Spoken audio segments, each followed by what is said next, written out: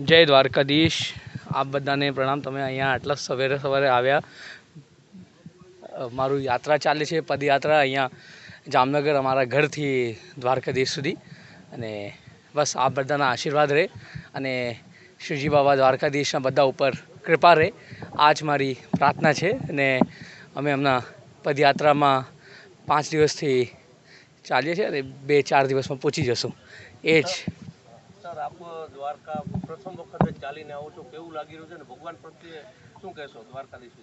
દ્વારકાધીશ તો બધાના રાજા છે અને અમારા બધાના એ માલિક છે ને શ્રીજી બાબાના આશીર્વાદથી એ મને શક્તિ આપી છે ચાલવા માટે. તો હું ચાલું છું અને અમારું પહેલું વાર છે અને બસ એટલા જ કહું કે જય દ્વારકાધીશ. શું બસ દ્વારકાધીશનું કૃપા રહે અને બધા શ્રીજી બાબા બધાને સંભાળીને રાખે ને બધાને આશીર્વાદ આપે. અમારા ચેનલના માધ્યમથી અત્યારે બધા યુવાધન આપને જોવા માટે અને આપની પ્રેરણા લઈ રહ્યા છે. એ બાબત આપનું શું કહેવું છે? બહુ ખૂબ પ્રેરણાથી બધા લોકો આજે અમને સ્પેશિયલ મોકલા છે કે આપ જવો.